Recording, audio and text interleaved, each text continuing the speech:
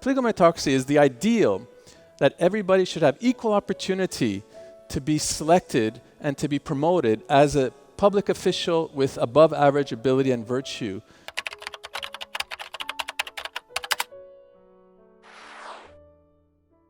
Well, I'm going to give 3 reasons. And the first has to do with the size of the country. China is a huge country, right? It's different than Canada, where I'm from, in terms of population. Now, what happens in a big country like China? The top leaders, those who are at the top, they make policies that are so complex, all right? I mean, think of climate change or think of foreign policy.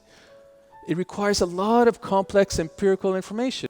Those policies need to be made by public officials who have a good, proven track record, who have political experience, who have informed political judgment, who have superior ability, frankly speaking, who are intelligent, and who have a good record of being committed to serving the public good. What's the second reason? The second reason has to do with political culture, with history.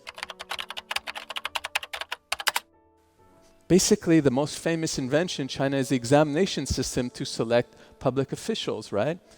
In Imperial China, it was a 1,300-year history where public officials were selected first by examinations and then by performance evaluations at lower levels of government.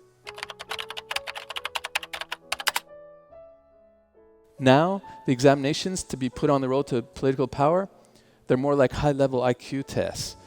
They're very, very, very difficult for those of you who have participated in those examinations. And then you have to prove yourself at lower levels of government in a decades-long process to be selected and promoted at higher levels of government. That's the dominant political culture of China. And it also depends on what the people think. That's the most important third reason.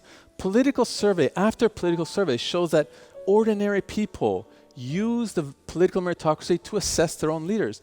They want leaders who have above average ability and virtue. And when they lack virtue, when they're corrupt, for example, when they misuse public funds for their own or for their family interests, then those leaders lack legitimacy, and frankly speaking, the whole political system lacks legitimacy.